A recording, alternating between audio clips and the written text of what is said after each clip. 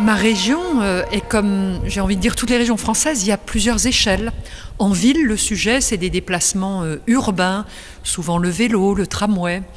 Quand on va au-delà, au sein du département ou de la région, c'est le bus ou le train. Souvent, ils ne sont pas assez fréquents. Ou il y a cette question des personnes un peu isolées. C'est la réponse parfois du transport à la demande, mais qui peut très vite être coûteux, donc il faut bien l'organiser. C'est la question du domicile-travail, où parfois les gens habitent en périphérie de la ville et vont dans des zones d'activité qui, elles aussi, sont périphériques. Là, il y a peu de transport public. Quelle solution trouver? Le covoiturage ou parfois seul le véhicule individuel permet d'y aller.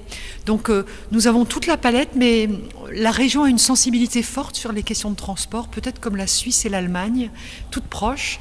Et donc de tout temps, les collectivités ont beaucoup travaillé à l'amélioration des transports du quotidien. Je crois que sans dépenser beaucoup plus, mais en organisant mieux les transports les uns par rapport aux autres, on peut offrir un service démultiplié. Par exemple, en accueillant bien les vélos dans une gare, vous facilitez le vélo plus train plus vélo.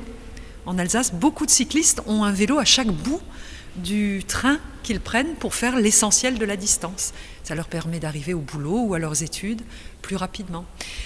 Il est important d'avoir aussi des titres intermodaux qui facilitent, qui encouragent l'accès, par exemple, à quelque chose qui combine le transport de la ville et le transport régional, là aussi pour permettre d'articuler plus facilement.